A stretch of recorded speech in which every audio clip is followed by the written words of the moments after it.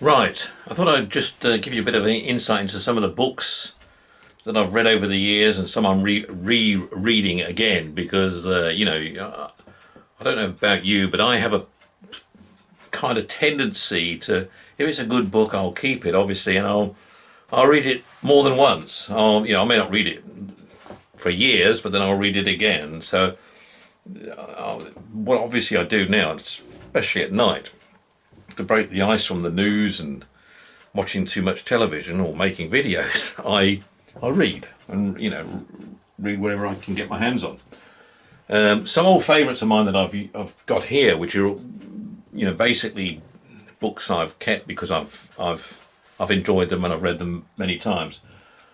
Was a fan always of Jeffrey Archer, so the Cain and Abel and the prodigal's daughter, First Among Equals. Um, he's a good author. I like Jeffrey Archer as a writer more than I do as a politician, actually. um, and I've got four books of his. Wilbur Smith. And I've got a few down here as well, hardcover books. Wilbur Smith, the South African writer, who I actually met in Cape Town. He lived most of his life just outside Cape Town, and he would appear sometimes for us and do book signings at some of the retail stores we had, and that was useful. Gosh, what was the name of the retail chain that used to be there? I think it's not there anymore. CNA, used to be called CNA, Central News Agency, as it was CNA, not C and A, CNA.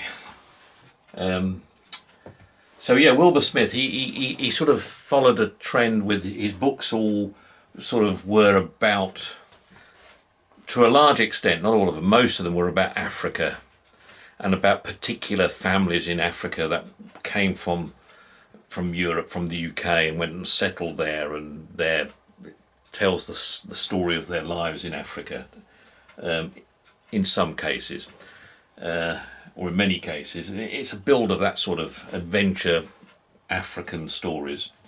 I've got a play here, Journey's End. Now the reason I've got this, actually, I've picked this up in a charity shop. The only reason I bought this, it's a play by R.C. Sheriff. Quite a famous play, actually. It was when it first went onto the West End. The lead role was played by Laurence Olivier, one of his early roles.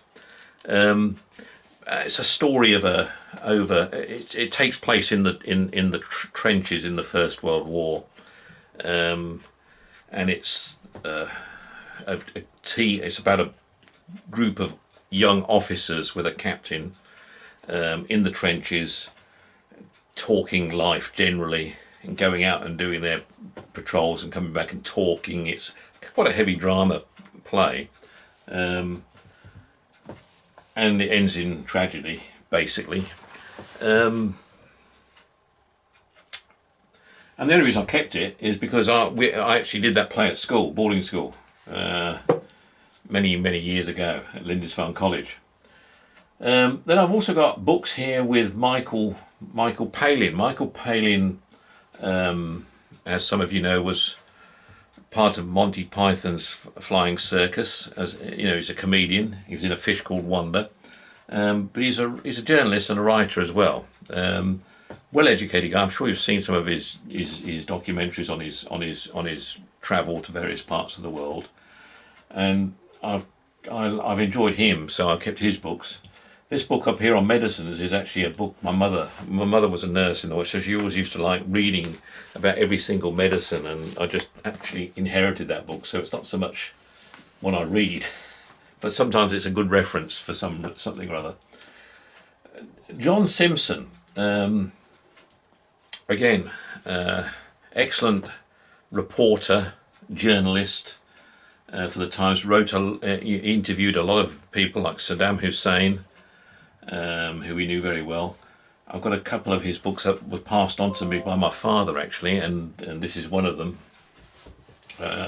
where he's reporting from no man's land. This is when the Second Gulf War was out and about. I'm sure you've seen John Simpson around.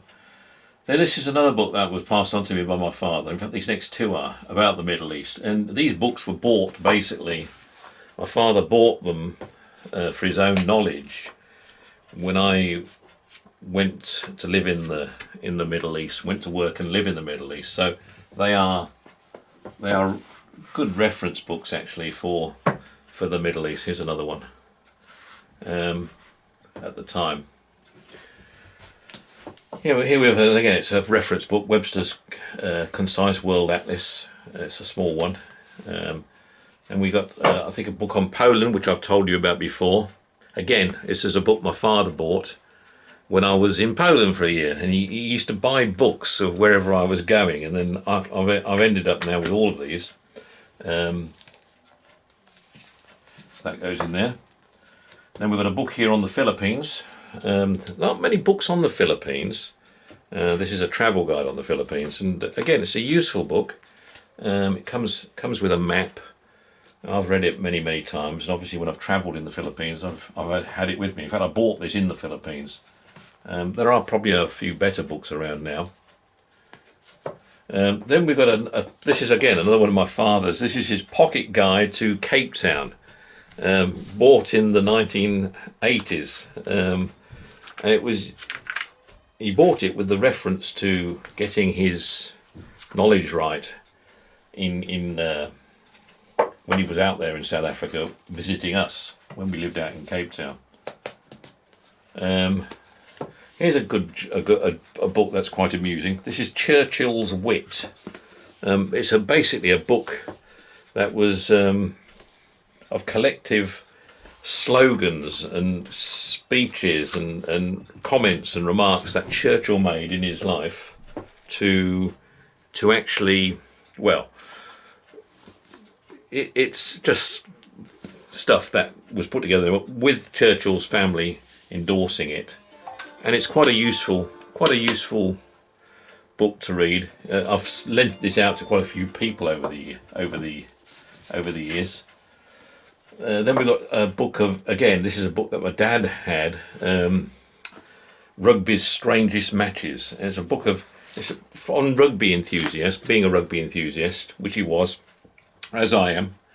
It's just a book that talks about very different, unusual rugby matches that have taken place over the years. Well, over the centuries, actually, from when rugby first started. Then another book of my father's, he's influenced this whole top shelf actually, is a book of jazz. Again, it's actually dynamite, this, because it goes into every jazz musician out in the world, going back to the last century. You know, all of them, every single one of them. It's actually a nice book. For those of you that are jazz fanatics, I don't think you can get it anymore as well. It's nice to know. Then we've got The Great Days of the UK. This is a book my sister Joanne, younger sister Joanne, bought me. 501 Great Days Out in the UK and Ireland, which I've kept as a reference. Really, it's a nice book. And next to that book, I've got the Second World War. That was, whoops. There goes my Panama hat. The Second World War, which is one of Winston Churchill's books that he actually wrote, he authored, and it's a very good book. I've had several books on Churchill on the Second World War. One I've lost, actually. Well, I don't know. Lost somewhere between the Philippines and the Middle East. It's a box of books that have gone missing. We had another Churchill book as well, but that's anyway the top shelf. I won't go into any more detail on the shelves below. I'll cover that. Oh yes, just one book, as it's relevant to the Boris Johnson's book on the Churchill factor. He was criticised for this book, Boris, but it's been very cleverly written, very cleverly put together. And it's an enjoyable read. It talks about situations Churchill was in, and what the country was in basically, and how Churchill influenced those particular issues, problems that took him through, and how it made history. But it's been really well written. I recommend anybody to get this book, written by Boris Johnson, our now Prime Minister. Very entertaining. I'll go into the second shelf, third shelf, fourth shelf and fifth shelf on other days. Okay, cheers.